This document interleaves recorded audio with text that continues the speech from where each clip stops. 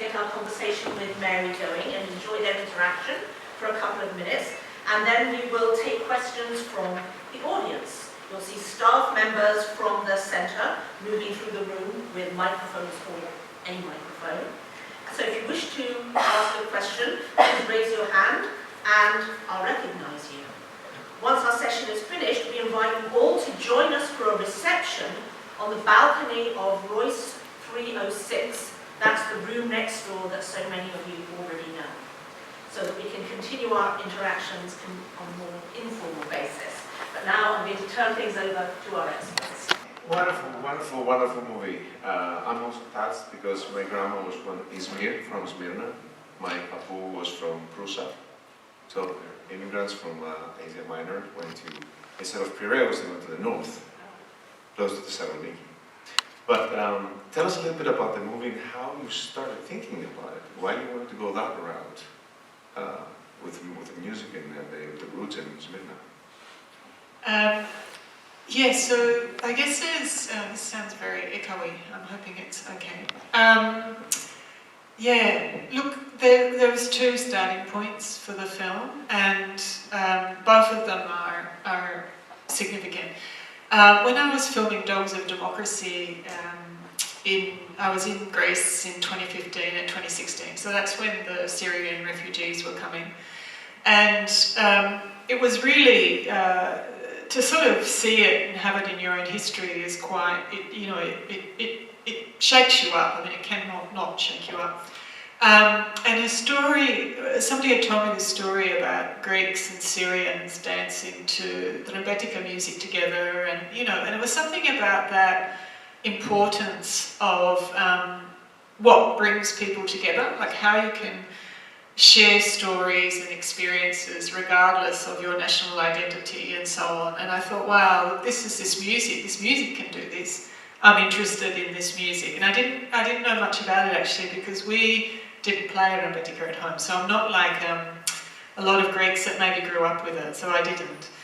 And the other one really was how I started the film.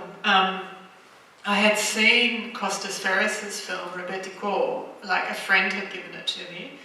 And I literally did have to turn the film off because I had goosebumps up and down my arms, and it really did feel that I had lived what I was seeing, and I felt like there was something about a history that you carry with you that, I mean, now people are talking about kind of epigenetics, this kind of carrying through of, your DNA, but it is also carrying through a cultural memory, and I think I was curious about finding out about that cultural memory and about how music can kind of bridge those borders to a certain extent, yeah. So it was many-folded. All Greeks, in the history I know, when they moved, and the Greek population from Asia Minor, but even when they moved to the States, they brought that culture with them. So the Rembetika, apart from then, even the 50s and the 60s, it kept going. And it traveled to the US, and they didn't have bouzouki in the beginning. They started playing with guitars and violins and whatever they could play, any instrument they could have. But the notes, the tunes, the culture stays the same. Is this something you also consider now that you've discovered it?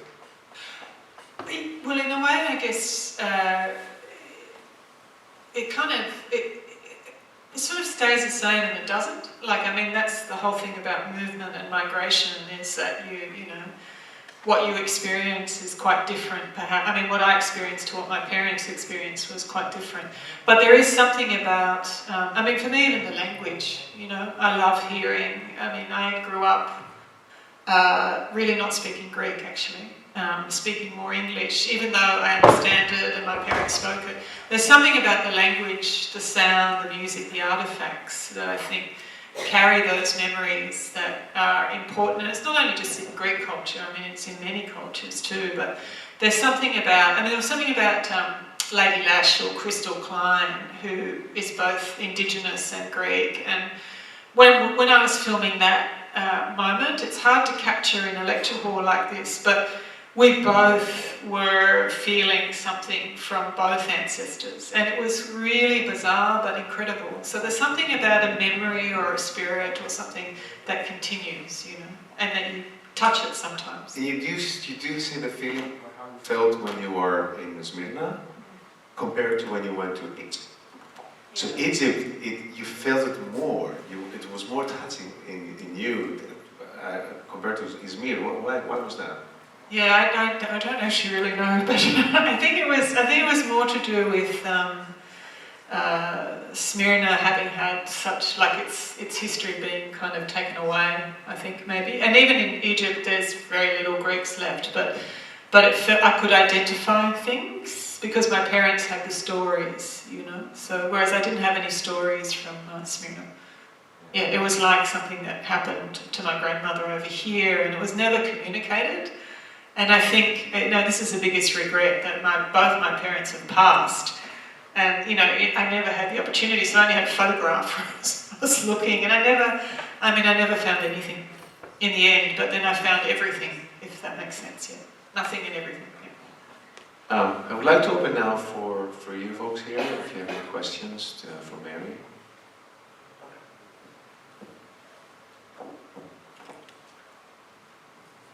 Give them a moment. Sure. You can ask whatever you like. Okay. And while I was thinking your questions, I just wanted to add something, a historical fact. There is two types of bouzouki. One is a 3-string, a 6-string, and an 8-string. The 8-string was introduced by my microphone. By Manolis Chiotis, who was a guitar player. And through him, there was a shift in the 50s and the 60s that the retsinia, as we call it in Greek, the bad name of the reputation of Rembetika music, that went through all what you, amazing, you documented all that. It went to the middle and higher class families in Greece as bouzouki was introduced in their homes with more mambo twist into the bouzouki. And that was what he did. And he also came to the States and he played for President Johnson. Yep. Sorry, yes. I just wanted to mention, I'm so happy you mentioned it because I was just thinking about an evening several years, more than several years ago, many years ago, when I was sitting with some friends of mine from an upper middle class Greek family, and the conversation was around folk music. And talking about how important that was to the history of Greece and this and that. And I said, yes, but what about Rembetika? And of course I was thinking about immigration. I know nothing about music other than what my soul knows. But, and he said, oh, Rembetika is not important, you know. And then I had a girl next to me and she said, no, Alexis, it is important. And she went into the immigration thing because none of us, I think, were musicians. But so that was very important what you just said about the difference at that time, because he's an older man now, and it was 50s and 60s. And so, as a matter of fact, his sister is a very well-known pianist, Doru Bakupulu. And yeah, so so that was very, to me, just now, was very interesting that you had to mention that difference. But Rembetika is not just the music; it's the soul you put in. Yeah, let's hear from the audience. I'd like to hear from any questions. You're a quiet bunch. How long did it take you to make this film? 4 years. Yeah, because it took a lot of time, a lot of research, and yeah. But I was also very lucky that the National Greek Film Archive gave me opportunity to look at the original footage of Smyrna, or the burning of Smyrna. So that took weeks and weeks and weeks as well but also to get the story right. I mean, you know, I'm not a musicologist, so that's not what the film is really about. But I certainly had to do quite a lot of research to get at least to a point where it, you know, passed certain sort of, you know, basic facts. Yeah,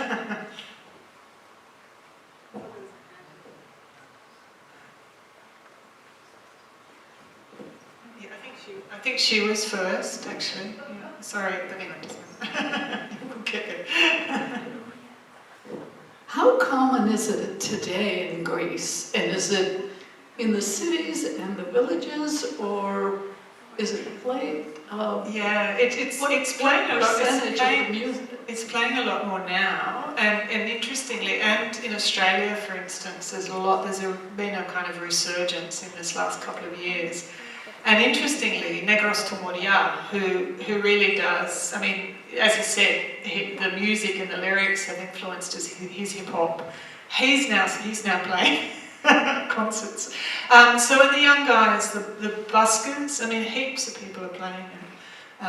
More than probably what we now think. I think it's really kind of it's having another wave. I mean, yeah. But certainly in Australia it's having another wave. Are there new compositions, or is it pretty... Yeah. Well, this is what's interesting, because when I think there's a certain kind of melody that people kind of return to or use. But when I was filming the film in Sydney, I met a recent immigrant who had come through Darwin, and he was a young guy, like maybe 26, 27.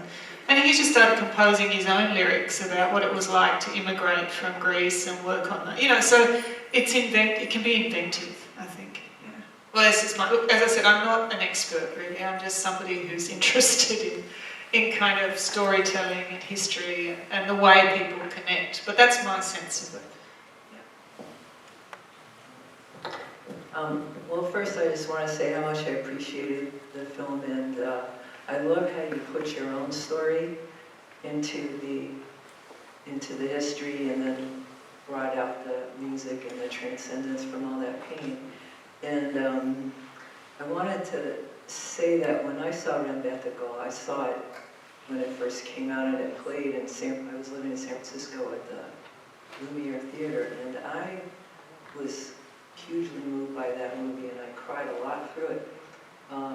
My mother is not from Smyrna, or I mean, her family wasn't from Smyrna, but just to hear the stories of what happened during World War II when they were occupied by the Germans, and what happened to my family during that time, I think is where, you know, I connected with all, and I felt like that pain that came, that getting at least released from me, were expressed through that film.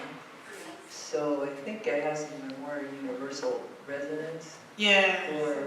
Because Greece, and then all the stories I heard about the Turkish occupation, you know, so I felt like it resonated with so much more. And then when you connected it to, you know, other refugees and other parts of the Middle East, and where this continued need that human beings have to engage in war.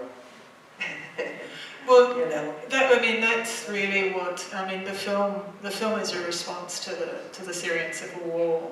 It's a direct response, but it's actually, of course, telling the stories that we've inherited around. And so, in essence, it's an anti-war film. It's trying to show how, you know, what's stronger are these connections that people can build. And that's why I love, you know, Costas Ferry. You know, that's why, you know, this whole thing about the Byzantine and the Ottoman, they're the same, you know, like the whole crazy thing about who claims what.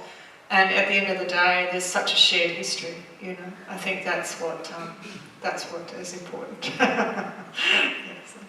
But what stays the same is the love and connection with the culture and the music that brings people together. So even when you don't have the information you want about your ancestors and your roots, you turn into music, and through there you find, right? Yeah, it moves you. Yeah, for sure. I'd gone to one of the concerts that the Rembetika Trio did one time, and there was a story where I think Jimi Hendrix had T. Tiny's at some point. Maybe Alex, you can retell that story. I don't know. Oh, with Hiotis. With Hiotis. Well, that's a myth. It doesn't never happen. It is a myth. There's lots of. We said it was a myth, but it's a story going around. But it's a good sounding one though. I think there was one actually that Jim Sklouvanos in the film, when he was in Greece and when I filmed him there was a connection between now what's the Otis, not Otis Redding. There's another Otis of the 50s. forgotten his name. Anyway, there's some connection that his Greek roots led to the kind of the beginning of rock and roll. Like, I mean, you know, it could have been very, very true, but I don't know, what's his name? It's Otis. Somebody will, I'll remember in the middle of the night. Johnny Otis. Yes, Johnny Otis, of course, yeah. But in fact, his Greek, that led to, and I think there is some truth in the Johnny Otis one, actually. there is some truth, yeah. Are there any more questions? Because if not, I suggest that we thank our discussants and move on to the terrace for a Sounds little good. bite and a little drink. Thank you. Thank you.